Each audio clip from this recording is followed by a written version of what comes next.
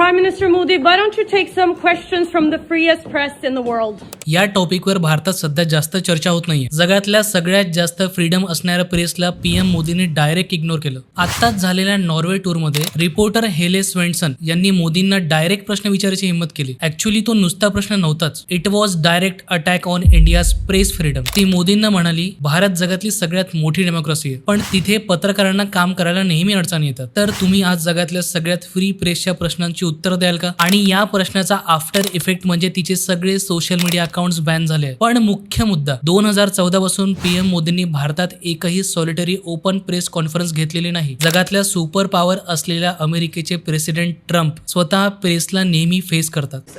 You're with who? ABC News, sir. Fake news. ABC fake news. मग PM Modi का नाही? Political अनालिस्टच्या मते यामागे 2007 ची एक कॉन्ट्रोवर्सी असू शकते. हा व्हिडिओ आठवतोय ना, जेव्हा मोदी गुजरातचे सीएम होते तेव्हा जर्नलिस्ट करण थापर यांच्या कठीण प्रश्नांमुळे त्यांनी तो इंटरव्ह्यू फक्त 3 मिनिटात सोडला होता. तेव्हापासून मोदी वन वे कम्युनिकेशनला जास्त प्रिफर करतात. म्हणजेच मन की बात आणि डायरेक्ट सभा, जिथे मीडियाचा कोणताही फिल्टर नसतो आणि ते थेट जनतेशी कनेक्ट होतात. हो, पण एकटेच कनेक्ट होतात, जनतेचा आवाज न ऐकता. पण इंटरनॅशनल पॉलिटिक्समध्ये जॉईंट स्टेटमेंटच्या वेळी प्रश्न न घेण्याचा आधीच एक प्रोटोकॉल ठरलेला असतो. त्यामुळे मोदी शांत राहिले असेल. पण तुम्हाला काय वाटतं, भारतासारख्या इतक्या मोठ्या डेमोक्रेसीमध्ये पंतप्रधानांनी प्रेस कॉन्फरन्स घ्यायला हवी का? कमेंट्समध्ये नक्की सांगा आणि मला फॉलो करायला विसरू नका.